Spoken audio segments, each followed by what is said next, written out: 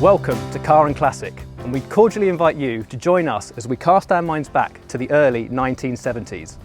The Beatles' all-conquering reign had recently come to an end, and the eyes of the world were transfixed steadfastly on the Fab Four, keen to know what their next move would be. Thankfully, Paul McCartney decided to continue his musical journey, and along with his wife Linda formed the rock band Wings, who, over the next 10 years, would go on to become known as one of the most successful acts of the decade, releasing 5 #1 albums consecutively. But what's that all got to do with Car and Classic, you might be thinking? Well, in 1972, Wings were quite literally a band on the run, and Paul McCartney needed transport for the upcoming European summer tour, which would see the band travel 7,500 miles over 9 different countries. Eschewing the usual private jets and luxury limousines of the rock star set, Paul McCartney would hand-pick a 1953 Bristol KSW 5G open-top bus as his steed of choice, immediately cementing it into the annals of rock and roll and automotive history. And we have that very bus available for your bidding pleasure right here at Car and Classic via our auctions platform. This is a big one, guys, quite literally. So, without further ado, and I've been waiting all week to say this, Car and Classic gives you Wings, a legend of rock and road.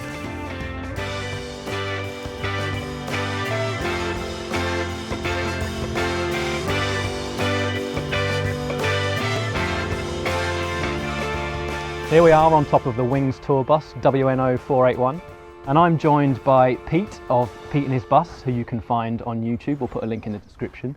I think it's safe to say he knows a little bit more about the subject than I do. Pete, thank you for joining us. No pressure then. No, not at all. We are on top of this bus, but it wasn't historically an open-top bus. This was converted in 1965, I believe, to the open-top setup it is now. Yeah. And then after that, obviously, there was a 3-year restoration ending in 2022, Yeah. which gets it to the point where it's at now, Yeah. and the condition it's in now. Yes. Because before that, I believe you were saying it was a bit of a wreck. Yeah, completely. I mean, it depends how far back you want to go, but obviously the significance about this particular vehicle is that Paul McCartney used it on the tour in 1972 with Wings over Europe. And after that, it had a very, very colourful life. It was used by a tour operator internationally till about 82.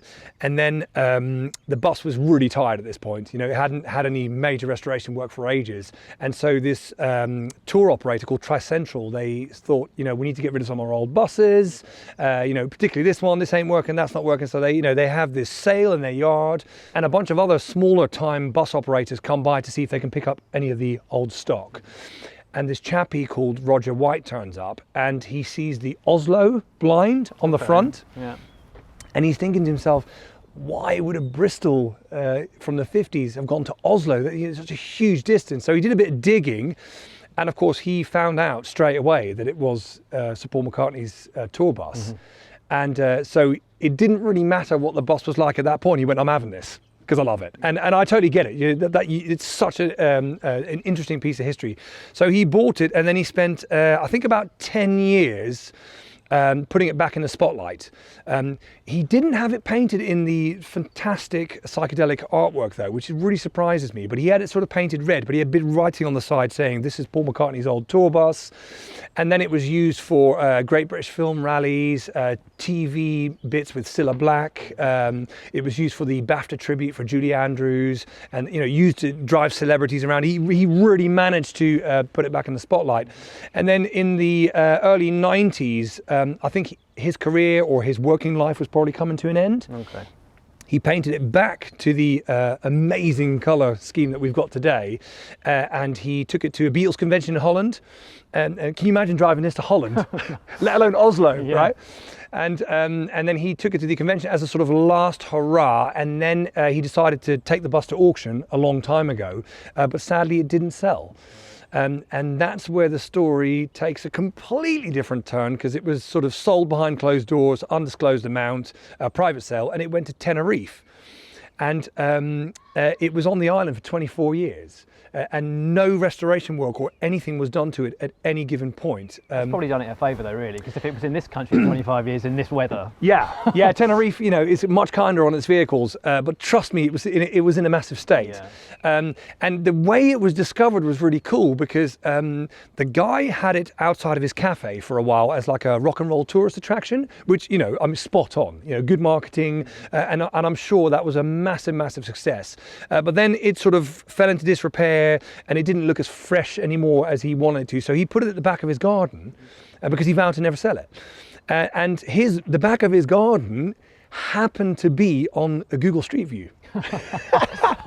And so in 2007, only halfway through its stint being in Tenerife, all these rumors started flying about on the internet because there's this really amazing shot. You know, the Google Street View white arrows? Yeah. You get the picture, and this bus is sitting at the back of his garden in this ravine. And it just, it looks a state, but, in a really lovely kind of way. Patina, I think they call it. Man, but like in spades and then some. Yeah. And so at that point, lots of rumors and people getting excited about it again and sort of reminiscing about what this thing actually did. And then it took someone from the island who was British but living there. It took them, I think, the bones of 7 or 8 years to get all the paperwork in line, to get the funds together, to actually put it on a ship and take it all the way back to the UK. Yeah. And I remember at that point, Paul McCartney himself actually tweeted about it. Really? Saying a really lovely moment, and then the plan was to sort of do charitable work with it, use it for events and festivals, but sadly Justin James, who had managed to get the bus to the UK, he just could not get the funds together to do the restoration. So there it sat again for a long time, and ultimately he took it to auction, I think in about 2019, and that's where our hero Tom turns up. And he buys it out of auction. That's the current owner. That's the current owner. He's a fantastic guy. He has put his heart and soul into this project. And he's a musician. He's a massive music lover. He's a great admirer of Paul McCartney, and he just loves this whole era. So it was the perfect project for him at that stage of his life. He's done a fantastic job. And speaking of obviously the Paul McCartney connection, this is now the Paul McCartney stage, isn't it? Where it was unveiled after the restoration. It was unveiled at the NEC, the Classic Motor Show. Yeah. There were bands playing on top of there, and the grand reveal of all the work that's been put into this bus to bring it back to essentially how it was. That's right. When it travelled around Europe. That's right. Much nicer days than today. We're all right. And the band, didn't they? They had mattresses and bean bags. And it was just this bohemian space up here. Really cool. Where they could create, they could relax. And it was a really nice place to be. Coming off the back of obviously the Beatles tours and that just craziness. Taking a step back. Saying, I'm not going to go on a jet. We're not going to do limousines. We're going to have this bus at 35 miles an hour top speed.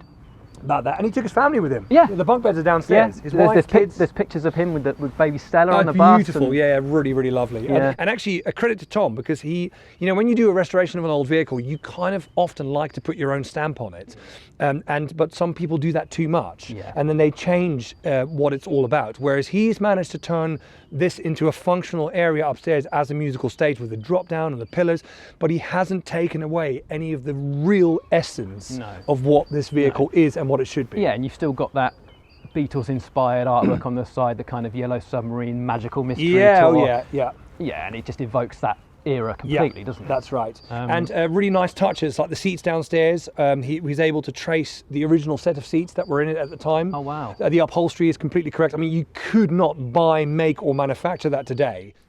So much like the rest of the bus, the interior here has been fully recommissioned, and this is where Paul McCartney, Linda McCartney, friends, family, the band, they would have sat, eaten, drank, discussed, chatted, and even slept whilst on tour. Chances are some of Wing's biggest hits could have been written right here on this bus. And if you look at the pictures up here as well, even though this is now a multifunctional space, the layout was roughly like this. It is all correct. I take my hat off to that man all day long for making such a wonderful thing, and also allowing the people of our generation and the generations to come to actually enjoy such an unbelievably cool bit of kit. Yeah, because there was the competition, wasn't there? The Magical Mystery Tour competition in 2023 last year, where it gave people an opportunity to actually come onto the bus and do a kind of a whistle-stop tour of all the important Beatles and McCartney sites of London. You've got the Hard Rock Cafe, where they were the first band to play at the first Hard Rock Cafe, the Wings we're talking about now. Can you imagine having that in your cupboard of accolades? I know, right? And they obviously went past Paul McCartney's old house in London and a few of the Abbey other Road spots. Studios, Abbey Road, and where the Beatles did the rooftop concert. And it was just, like you say, just a really nice way of kind of giving back and giving the bus almost to fans. Because obviously you've got the other two Beatles psychedelic cars. You've got George Harrison's Mini, The Mini. which remains in Harrison family collection. Correct. And Rolls Royce, the John Lennon Rolls Royce, which Yeah. is in a museum. Yeah. Yeah. You can potentially see them, but Yeah. you can't use them, you No. can't be on them, and you can't drive them. Unobtainium. Yeah. Exactly that. Yeah. And, So- and this kind of is almost better because you can do that. Yeah, you can. Yeah, and she works. It's completely and utterly functional. Yeah, but I mean, you hear the 5-cylinder motor start up, and Such an original sound, It's isn't on it? point.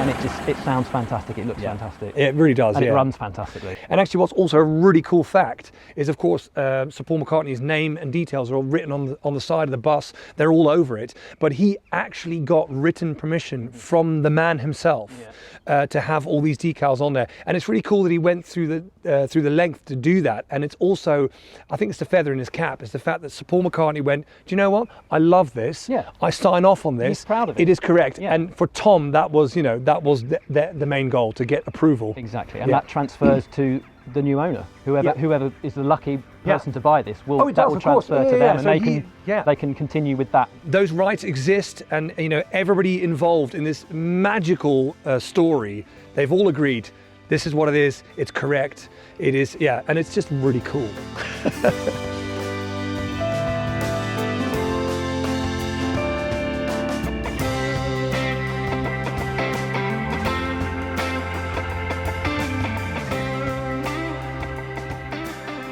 Paul McCartney is one of the most famous and revered names in music. Not only was Wings an incredibly successful band, but it was also an enduring love story between two people. Here was an artist discovering the next chapter of an esteemed musical journey, and WNO 481 is a huge part of that legacy. This then is further propagation of that legacy, the legacy of Paul McCartney, of Wings, of the Beatles, of WNO 481 itself. Whether it be a trip to London town or to the heart of the country, with a little luck, you could be the next proud owner.